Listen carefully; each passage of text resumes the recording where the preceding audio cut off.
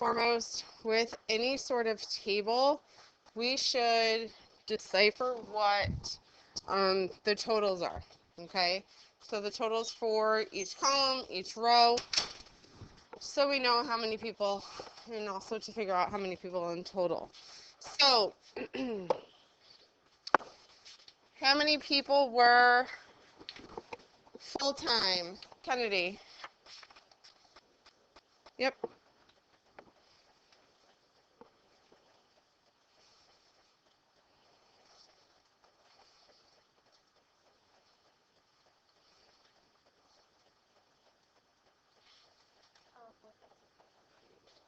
Good.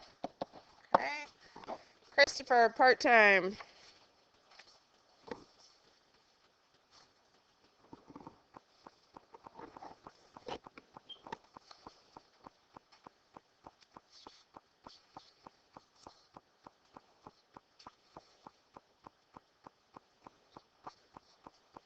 Good. Loose, unemployed. Good. Okay, 823. And then, excuse me, then we go across.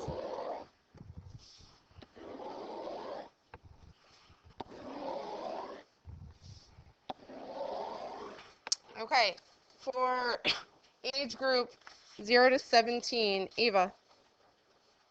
Good, 559. For 18 to 25, Porter. 536, good. Okay, for 26 to 34, Tate. 26 to 34.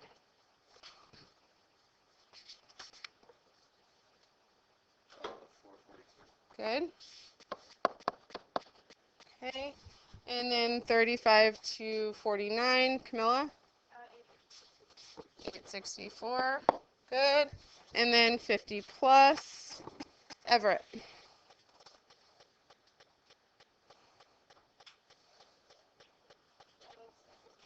Good, 778. And then our total of how many people, Zach, was what?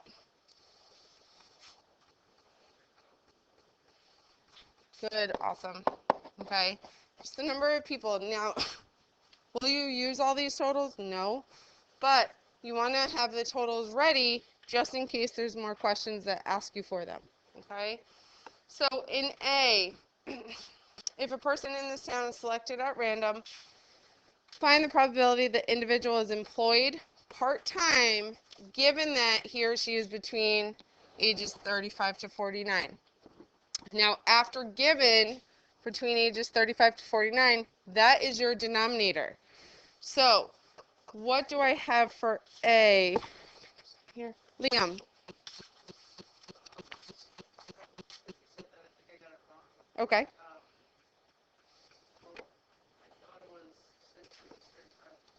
Mm-hmm.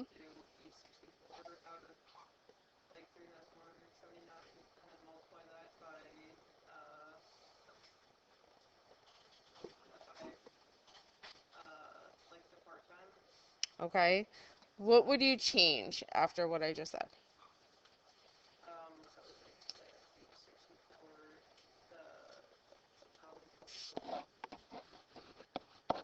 Okay. Be careful. Because it's only for ages 35 to 49. 179. Okay. So when you have this type of question, okay, given that he or she is between ages 35 and 49, that is your denominator. Out of that denominator, how many of those are part-time? Okay. So for B, if a person in this town was randomly selected, what is the probability the individual is unemployed given that he or she is over 50? Let's see. Rory.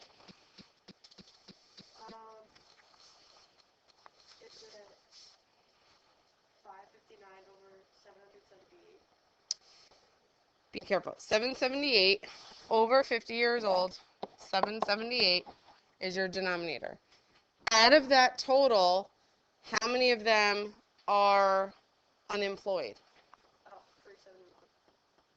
for 50 plus. 50 plus, not 0 to 17, 50 plus. 173. Good. Okay. Now, a person from this town is randomly selected. What is the probability that the individual is employed full-time, given that he or she is between 18 to 49? Hannah? Excellent. Okay. So, that's the reduced fraction. Now, it says 18 to 49. So, we will be adding together for our denominator 18 to 49. So these three totals, that is your denominator, 18 to 49. So the total was 1,842, okay?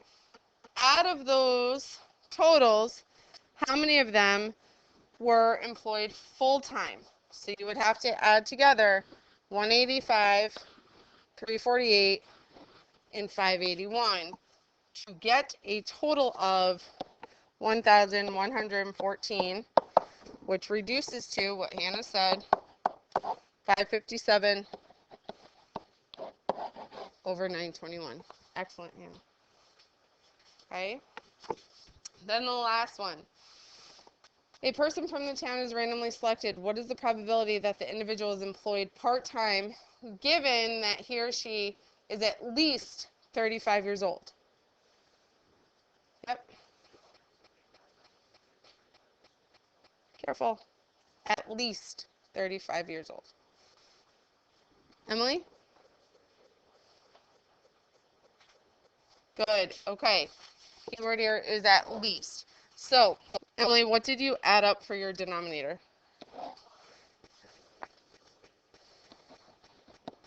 Good. Okay. So give your denominator of 1,642. So at least 35 or older, these two. Out of that total, we will be adding together 179 plus 162, get us 341. Okay. Truthfully, how many of you got all four of those correct? Good. Okay. Did you get those correct after the explanation or before? Before? Good. Before? You guys over there before? Okay, good. Excellent. So, given that, remember, whatever is after those keywords, excuse me, is your denominator. Okay? Any questions? All right, we're going to try number 11. Okay? So, keep in mind, this is, consider a bag of marbles. 3 blue, 2 red, and 5 green. So how many in total do you have? 10, right? We have 10 in total. 3 marbles are drawn in a sequence and are taken without replacement, okay? So remember the notation. If the first draw was red, right, we're really finding out the probability of the second one being blue. So if the first one was red, or if first marble was drawn, instead of 10, what are we down to? 9, because it's not with replacement. Out of those 9, how many of them are blue? 3. So we have 3/9, which reduces to 1/3. Okay, so the key words there are without replacement. So you have already chosen a first marble, which happens to be red. Okay, now if we look at number 2 here, if our first draw was blue, we're down to 9, right? Out of those 9 then, what is the probability of your second one being blue? 2, good. So 2/9. All right. Now, how about this one? Probability of the third draw was blue, given the first draw was red, and the second draw was blue. Yes. 1/4. You already drew 2, so you're down to 8. One of those happened to be blue, so it's 2/8, which is 1/4. Okay? Now the last one. Probability of the first draw blue given the first draw was red. Emily? 0. Can that happen? No. Okay? First draw, you can't draw 2 different marbles at the same time. Okay? If you turn to the next page, cards. All right, we're turning to the next page with cards. All right. So I want you to pay attention to what we're given here. Okay?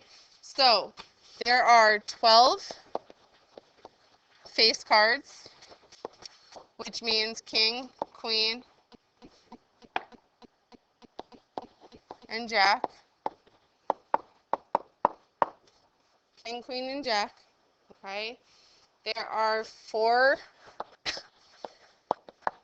suits, clubs, diamonds, hearts, and spades.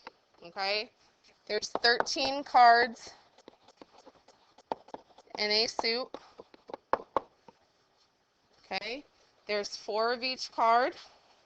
Okay? Probability you will see a lot of using cards. Okay? So, consider drawing 1 card from a deck of shuffled cards. So, probability of drawing a queen, given that you drew a face card. Okay? So, how many face cards are there? 12. Out of those 12, how many of them are queen? 4. So we have 4 12ths, which reduces to 1/3. Okay?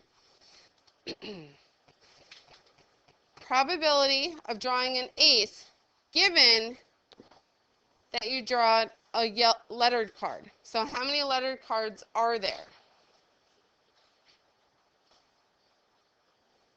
Nick? 16. Because you have your 12 face cards, which are letters, plus additional aces. So out of those 16, how many of them are aces? Everett? How many? 4. So we have 4 out of 16, which is 1/4. Yep. Aces, these guys here. Just with the letter A. It's a lettered card. Yeah. So for the third one, probability drawing a heart with a number, given you've already drawn a red card. So how many red cards are there? Yeah, Emily. 26. Out of those 26, how many of them are a heart with a number? Yeah, Everett. Careful. A heart with a number. 9. Excellent. Okay, a heart with a number. You have 26 red cards. Then out of the hearts, you have 1, 2, 3, 4, 5, 6, 7, 8, 9. 9 that are numbered. Okay, now this one. Card with a letter, given you have a king. So how many kings are there? 4. Out of those 4, how many are lettered? 4. 4 out of 4? Just 1. Okay. Probability of number less than 6, given a face card. How many face cards are there? 12. Out of those 12, how many of them are number less than 6? 0. Good. Okay. Probability of an odd number, excuse me, given that it's a numbered card. So how many numbered cards are there? Emily? 36. Okay. So the numbered cards are these guys here. You have 4 times 9. Now, out of those 36, how many of them are odd numbered?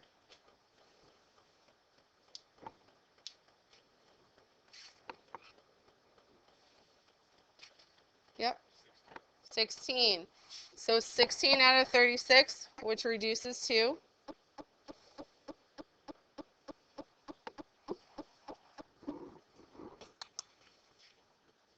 Yep, 4 over 9. Good. Okay. So again, that's more with, this is called conditional probability. Okay. We're actually going to turn back to one that we skipped, number 7. We haven't seen one like this. I'm going to help you fill out the chart, and then you guys will be answering the questions. Okay. Of 120 students, each study one science.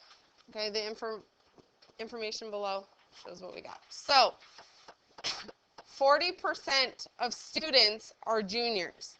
So how do we find how many are actually juniors? Emily? Say that again.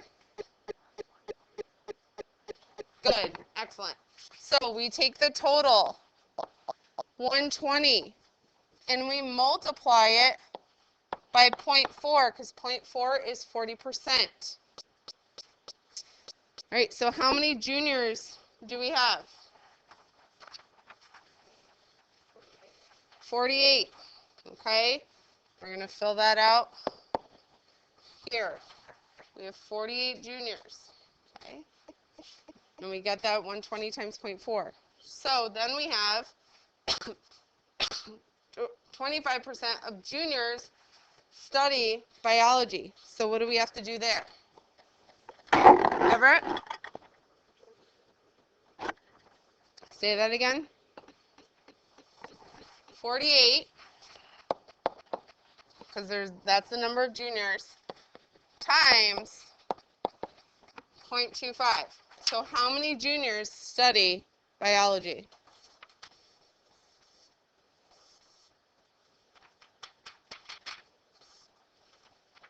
Emily? 12. Good. Okay. 35% of students are seniors who study physics. So what do we do?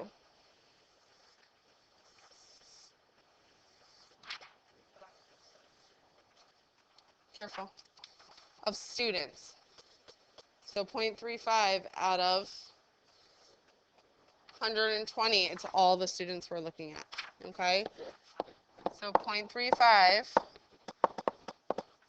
times 120, and that's seniors who study physics. And what do we get for a total? Camilla? 42. Now, where is that going to go in the chart? Yep.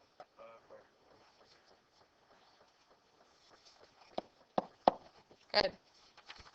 Okay. 45% of students study physics. So what do we do? Tyler, what do we do?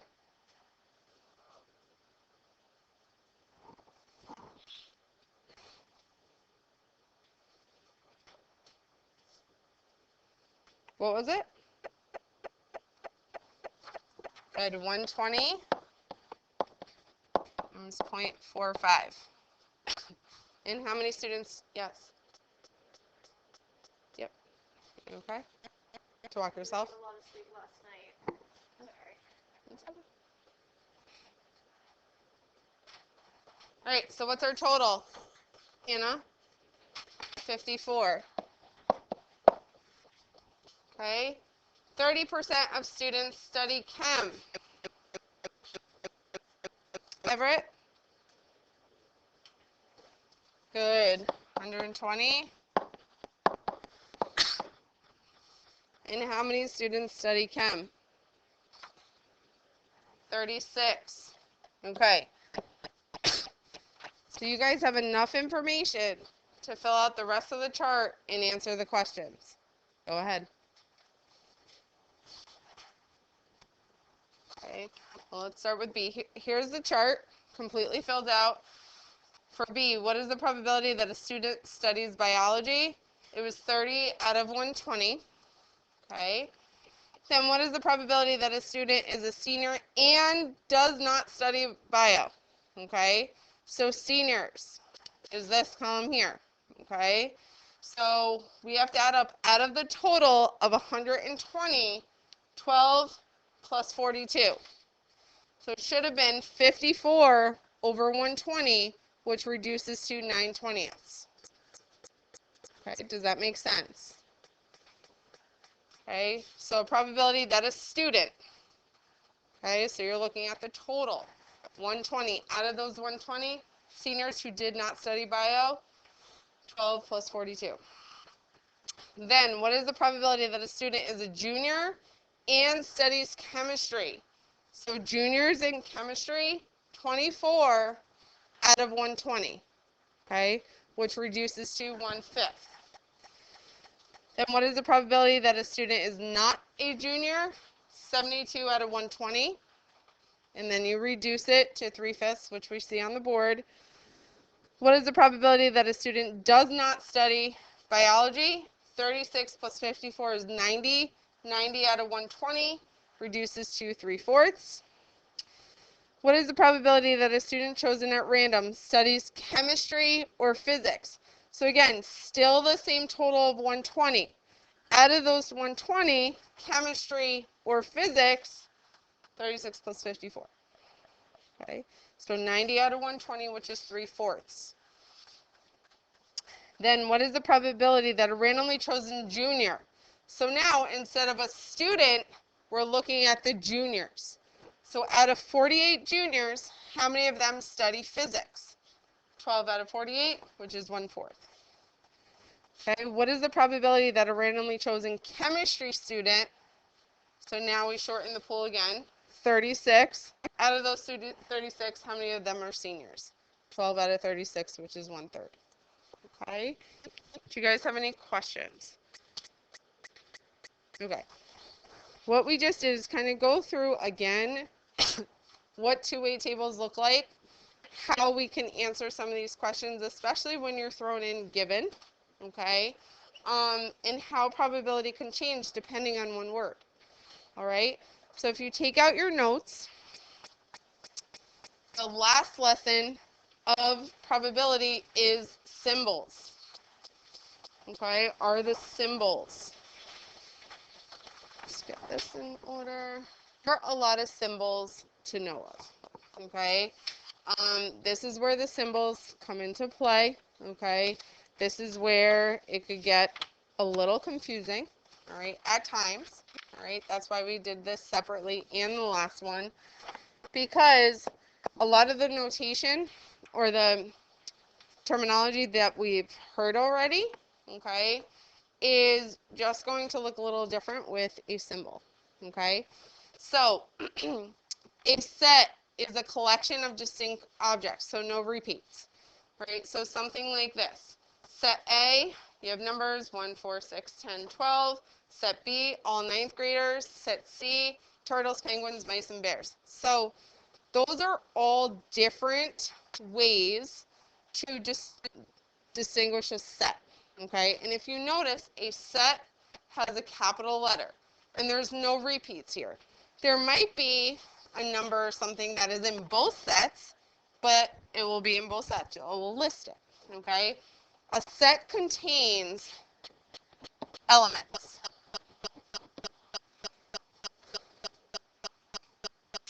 So to denote that an element is contained in a set is this symbol. Okay, if it is in the set, you're going to see this symbol. Okay, it looks like an E. If it's not in the set, there's a line through it. Okay, so some questions. Right, 4 is in set A. What is in set B? All ninth graders, right?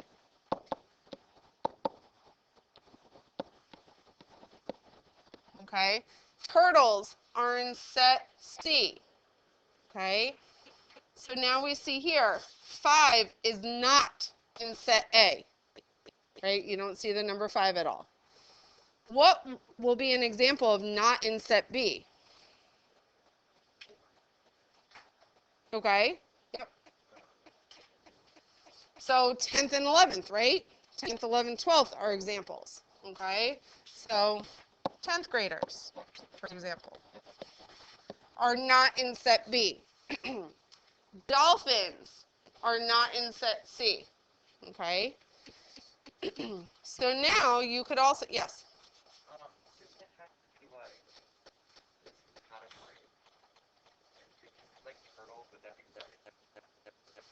That is not in set C. So turtles is in set C. For this, since they're talking about ninth graders, or for this one, they're talking about numbers. Yeah, fairly similar. Okay, so for the following, here's the Venn diagram. Here is A, here is B. What are the elements of set A? Hannah? Excellent. So this is how we write A, 1, and then our squiggly brackets are back. 1, 2, 3. Excellent. What are elements in B? Yep. Careful. Yeah. 3, 5, and 7. Okay. So elements of A is everything in A. Elements in B are all in B. What do sets A and B have in common? Hannah? 3. So A and B. Okay. What elements does set A have that set B does not? Everett? 1 and 2. Okay. All right. So now you guys are going to try in terms of animals. Okay. You have animals, you have things that fly, and then both. Okay. Here's the wording. Give that a try. Okay. How many elements are in the set of things can fly? That can fly. No. 7. Good. So 7 elements is everything in this whole circle. What elements are animals that cannot fly? Emily? Good. Caterpillar, shark, and horse. Good. Write the set of animals that can fly.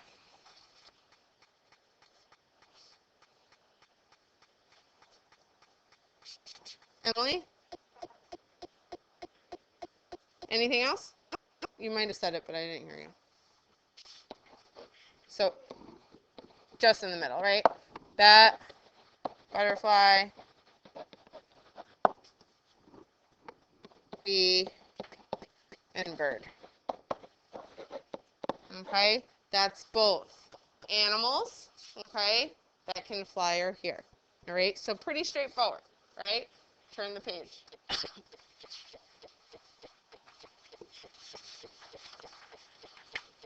Okay? We have the universal set. Okay? The set containing all the objects or elements, and of which with all other sets are subsets. Okay? So universal set is everything. Everything you're looking at. Okay? The null or the empty set, the set that contains no elements. Okay? So it's not in there. Now, few words and few terms to know. Okay? We have intersection. Okay? Intersection is both A and B.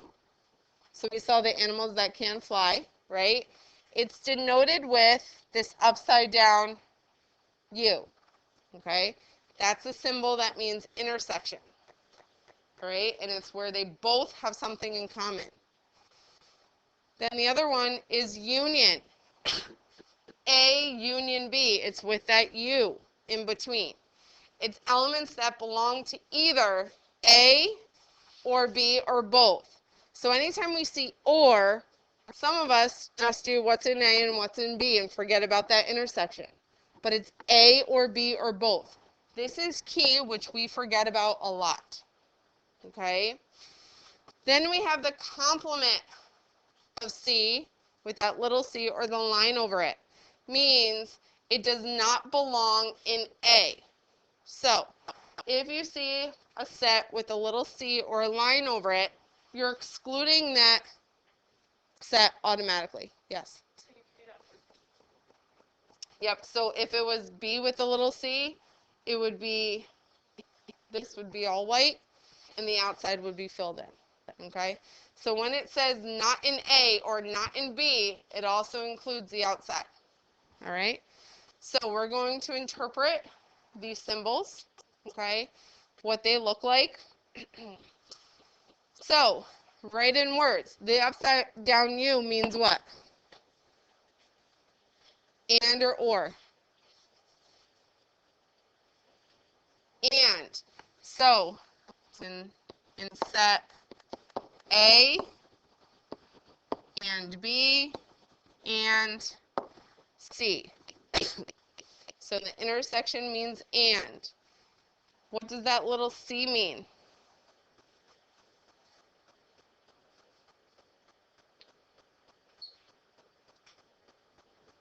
Complement. So, in other words, not in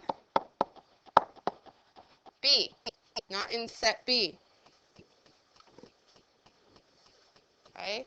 What does the U mean? Or. So this means in set B or set C or D or all. So this is what it looks like with a Venn diagram. If that's B, C, and D, all of that would be filled in. Okay? Yes, Hannah? Oh. So the next one, D, you have two symbols happening. Can anyone decipher? Go ahead, Hannah. not in set A or B. Excellent. Not in set A or B, and I'm going to add one more word, two more words, or both. Okay?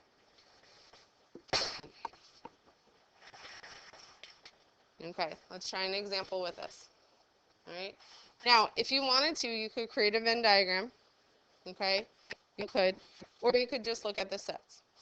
So, if set F was Haley and Taylor, set G, Mom, Dad, Taylor, set E, Mom, Haley, Muddy, and the universal set, so the universal set is all the names included. Mom, Dad, Haley, Taylor, Muddy. Okay? So we're now going to determine. So what does this notation mean? Yep. Okay, what does this notation mean? And. So who is in F and G? So it's where they're intersecting. Yeah, Finn. Taylor. Taylor's the only one in F and G. It's where they intersect. How about the next one? What does that mean? Or. F or G, or both. And again, we don't list repeats. So who's in F or G or both?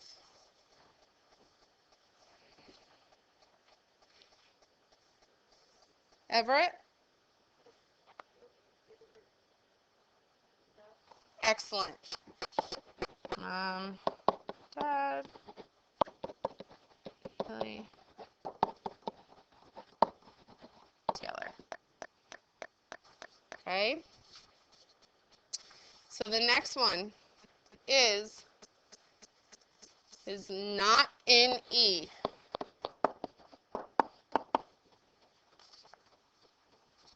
So who is not in E? Hannah? Excellent.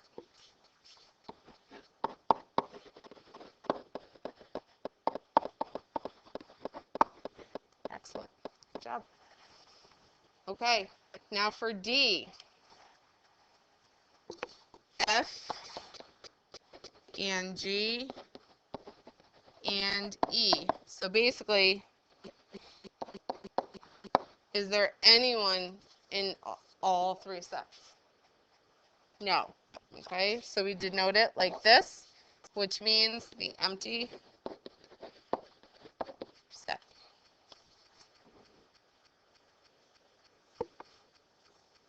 Okay. The next one, not in F and G. So we already found out who is in F and G, which is Taylor. Who is not in F and G then? Hannah? Money? Anybody else? If good, excellent. So the only thing we're excluding here, who's not in that intersection, Taylor's the only one in that intersection. So everyone else would be included.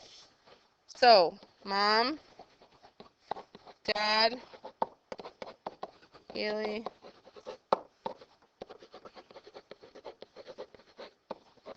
Muddy. Okay. So for number 6, again, the line means not in. So this notation is not in F, but in E. Not in F, but it's in E. Not in F, but it's in E. Everett? Excellent. Good job.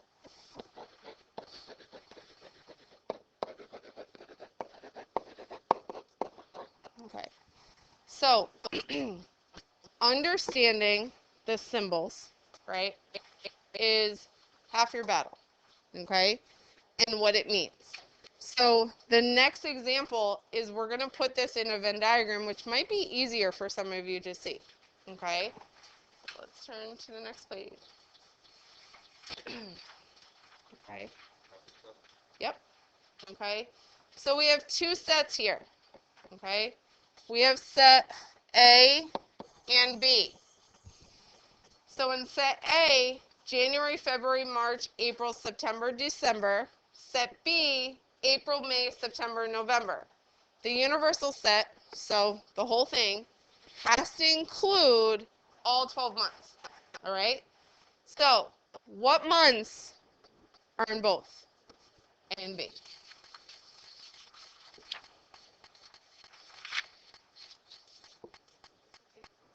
April and September. Good. Okay. And you could abbreviate if you need to. Okay. April and September. So what months are only in A? Good. January, February, March, December. Okay. What months are only in B? Yep. May and November. Okay. Now we have to include all 12 months. So what are we missing? Go ahead, Em. Good. June, July, August, and October. Okay. June, July, August, and October. Do you guys see that? Okay. So now, what does this notation mean? and, right? What months are A and B? Everett? Good. April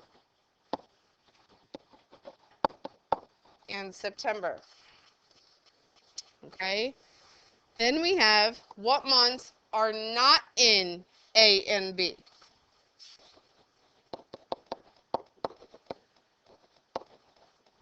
So what would that be? Yeah, Hannah. Yep. When is this? Does that also mean both? Well, when it's and, it's just excluding this middle part. So it's all the months except for April and September. Okay? The U means both. Okay? So when it's not in the intersection, then it's January, February, March, December, May, November, June, July, August, and October. Okay? Because it's not in A and B. And the last one is what?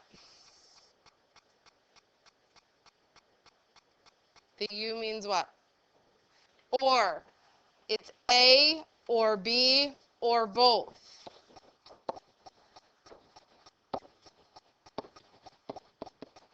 Okay? So what months would be considered that?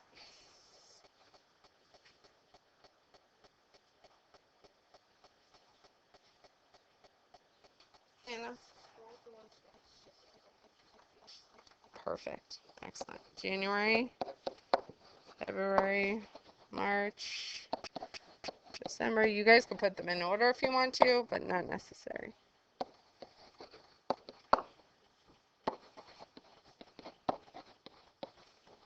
Excellent. Okay.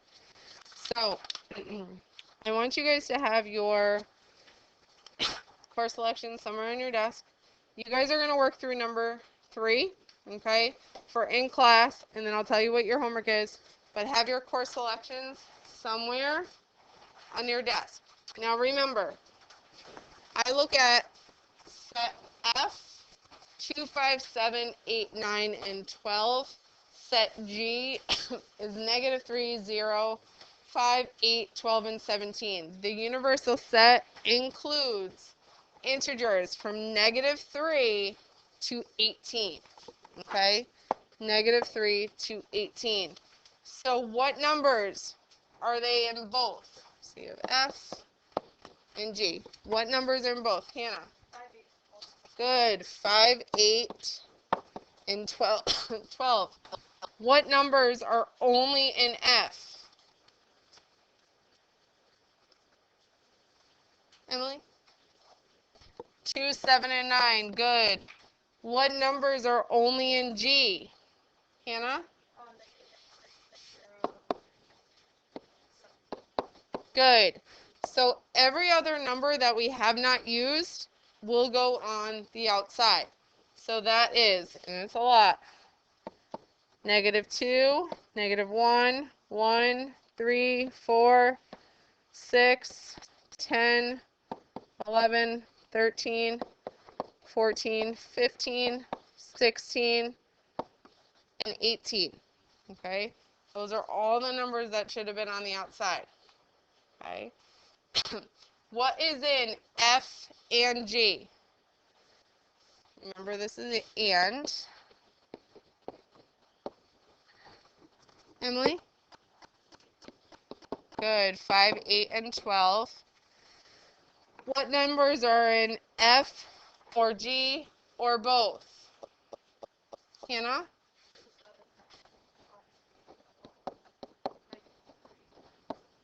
Yep. Excellent. Okay, so F or G or both. Okay. What numbers are not in F? So you're excluding this whole circle. Okay. So it would be -3, 0, and 17, and then all of these guys, okay? You have to list them all out. So -3, 0, 17, -2, -1, 1, 3, 4, 6, 10, 11, 13, 14, 15, 16, 18.